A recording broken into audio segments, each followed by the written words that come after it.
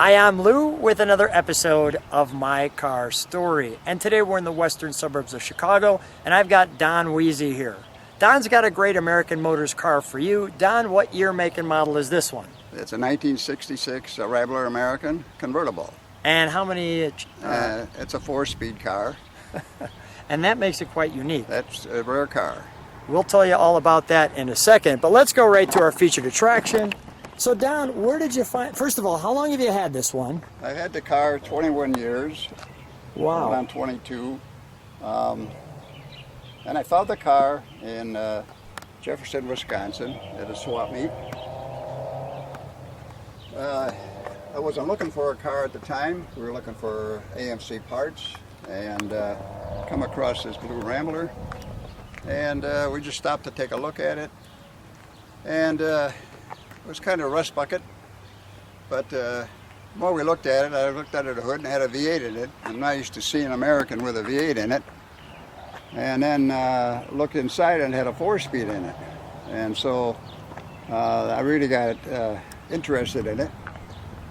He had all the material, all the trim and everything was stuck in the trunk. But anyway, I took the guy's name down and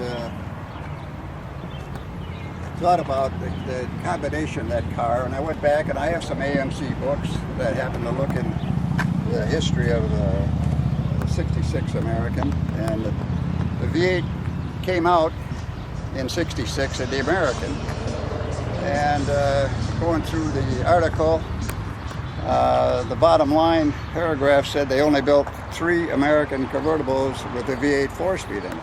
Let's open up the trunk, shall we? We'll show them that detail. Let's open up the trunk. Okay. And we'll show them that detail of what you're talking about. So here's your trunk. How long did the restoration take? It took 2 years. A little over 2 years. So here's some information on the history.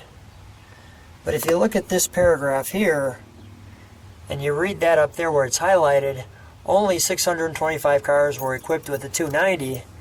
500 were used in the Americans, only 50 Americans had a 4-speed, and 3 of these were convertibles. So this is one of 3. Wow. That is just great. All right, we'll shut that, if you would. Okay. Clearly we've got our gas goes in there. Yeah. We've got our bumperettes. And you said, what was it, 2-year restoration? Come on alongside me, I want to show it. Yes. Took a little over 2 years. Wow. I had to get rust-free material, rear quarters and front fenders and rocker panels out of a donor car in Arizona. And the body shop did a wonderful job in putting everything back together and repainting it.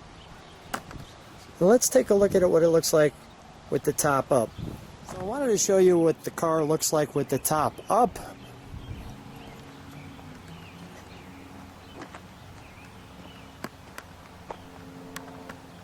Like so. And Don, if you could pull the top down, that'd be great. All right.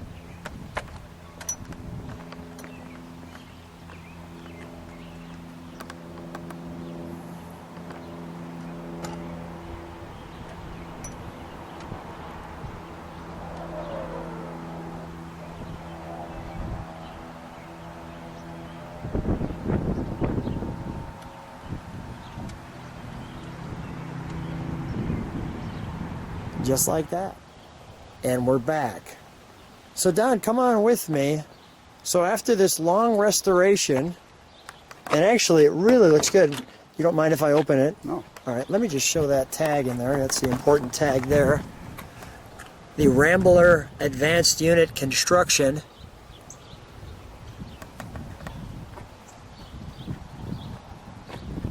There's your bench seat. I mean, it must have been very exciting when you saw that 4-speed and read that. Oh, yes. Yes, it was. Yes.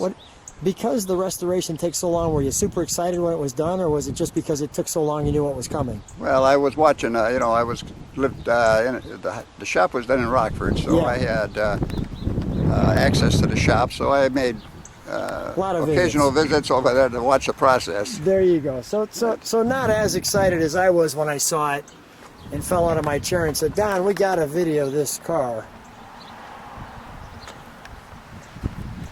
And we've got the Rambler logo there, the Rambler American there. Obviously we've got our correct amount of pedals, our weather eye. Is that the original mileage? Yeah.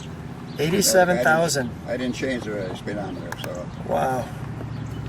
Really, really simple, you know, nothing complex, right?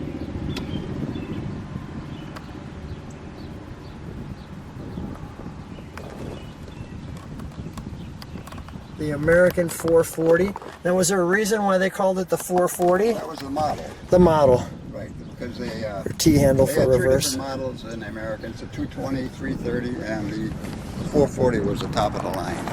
Run that past me one more time. 440's top, what was next? The Going down? 330 and the 220. 220. All right. 220 was the basic car. Let's take a look under the hood, shall we? Okay. So this was the top of the line model. Yes.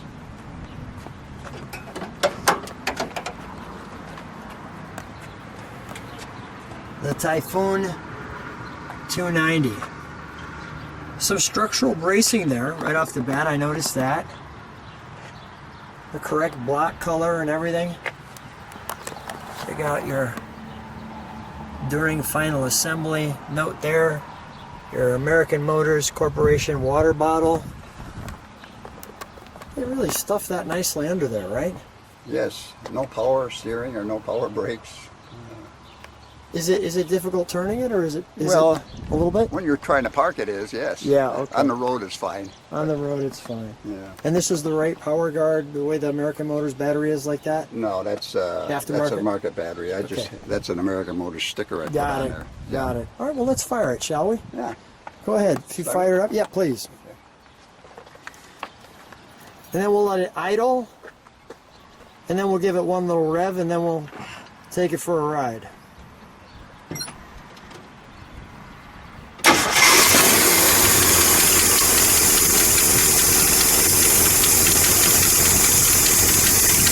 Let me listen to that idle.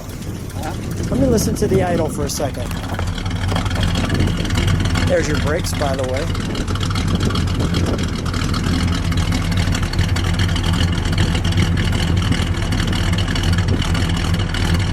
Give it a rev down.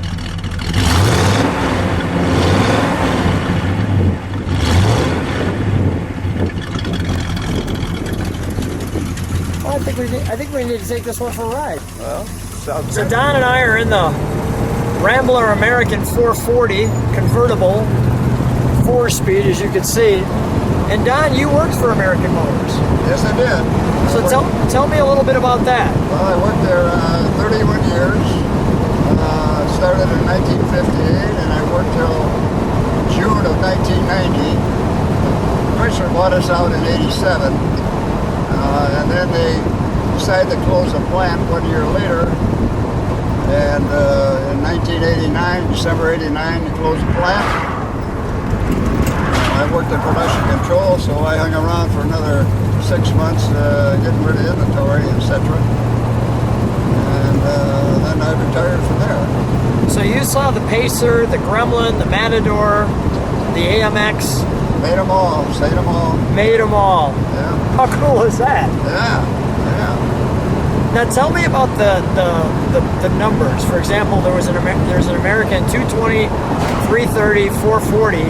So kind of tell me how that number system works. Well, then that was the American models, and then the classic models went from 550 to 660 to 770, and then the Ambassador line was 880, and the top of the line was 990. Interesting. So that's how the numeric system works. I didn't know that, so I was really glad when we were talking. That's the whole point of hanging out, screwing around, and learning, right? That's right. I just want to show people this drive we're on. That's wonderful. I got to make an what I wanted to say too. Yeah. We're checking the body, how rough the body was on the outside. all these original panels and the door panels and the dash are all original. I had to recover the seats, of course, and put a new carpet in, but all these panels really held up how bad the body was. That's wonderful. Outside. Yeah, the car's great. It runs good too, right? Oh, yeah. I've had this car all over. I've had it on the aisle. I don't know so many times. It's almost on the aisle of car shows, Arthritis Foundation, etc. So I'm not afraid to drive it. Now, did you work on the assembly line or the engine production or everything? I worked on the final assembly line. Final assembly. Final assembly I started was Department 828. That was the West Line where they made the bigger cars. And then worked there a couple of years, and I got transferred. Went to an inspection, paint inspector. As a paint inspector. And at that point, 1960, they opened up the lakefront plant, and I went down there as a paint inspector.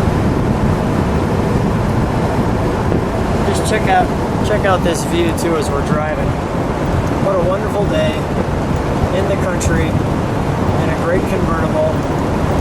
We'll enjoy this bridge here.